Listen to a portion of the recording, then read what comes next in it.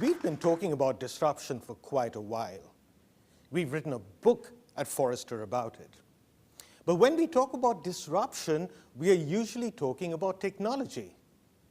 I'm here today to talk to you about the brand. What about branding in digital disruption? Now, for ages, America had a Friday evening ritual. We'd gather up our kids, we'd go to Blockbuster, we'd find the latest DVD release, we'd go home and we'd watch it. At their heyday, they had 9,000 stores.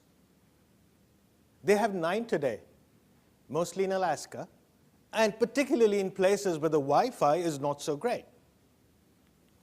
We also know that it was Netflix that brought Blockbuster to its knees. Now, Netflix is the poster child for disruption. They started with the DVDs that they would mail you. Then they went through a few hiccups and came up with streaming. Now they have original content. They relentlessly disrupt.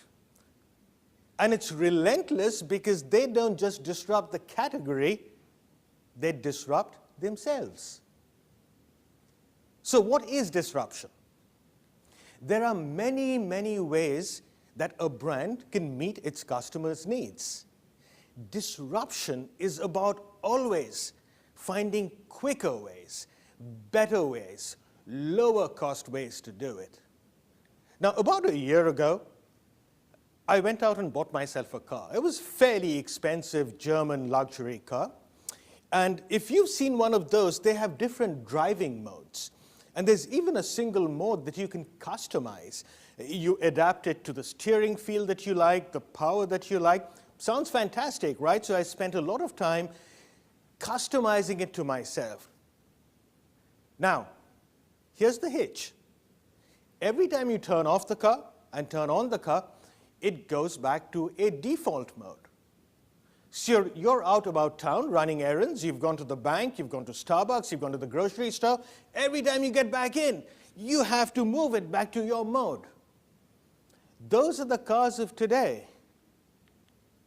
Think about Tesla. If there's something you don't like about Tesla, all you do is send Elon Musk a tweet. And in 24 minutes, he will reply to you.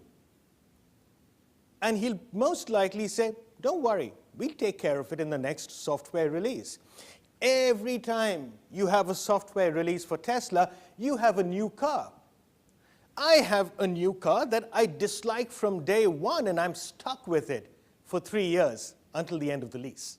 So in this post-digital age, how do you get your brand ready for disruption? And how do you get it ready from being disrupted?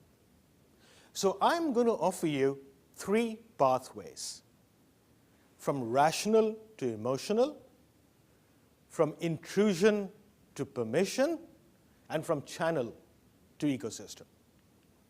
So let's talk about the emotional piece to it. Modern branding has moved far away from classic business school marketing. Branding is no longer about price and promotion and place anymore. We've come to realize that brand is not a product. Brand is not a service. Brand is a perception. It's how we feel about brands. So the beauty of brand lies in the brain of the beholder. Now, let's talk about the brain a little bit. It's a 3-pound mass of fatty tissue in our heads. And evolution hates our brains because it gobbles up tremendous amounts of energy. So let me tell you 2 things that you should take away from this room about how the brain works. The first one is fast thinking. So because evolution wants us to be lazy, it doesn't want us to go into an infinite, deliberate loop to make decisions. Daniel Kahneman, who's won a Nobel Prize for this work, has posited that well above 90% of our decisions are made on something called a fast track, fast thinking, that we use emotional markers and bury them in our subconscious so we can quickly make decisions without thinking about it. Now, why does this matter to you? It matters because you need to get your brands on this expressway of decision making. Let me tell you a second thing about the way our brains work. Memories. Now, no one quite understands how memory works, but this much I can tell you. It's not like a USB drive. You don't just plug it in, plug it out, and put it back in. We reconstruct memory every single time. And when we do that, the memories that are most laden with emotion are the ones that really drive our decision making. Again, why should you care about it? As owners of a brand, the more potent you make the experience in terms of emotional content, the stronger it's going to be, and the greater the impact on people who will approach your brand and make a decision in your favor. Now, at Forrester, we've gone out and tested it.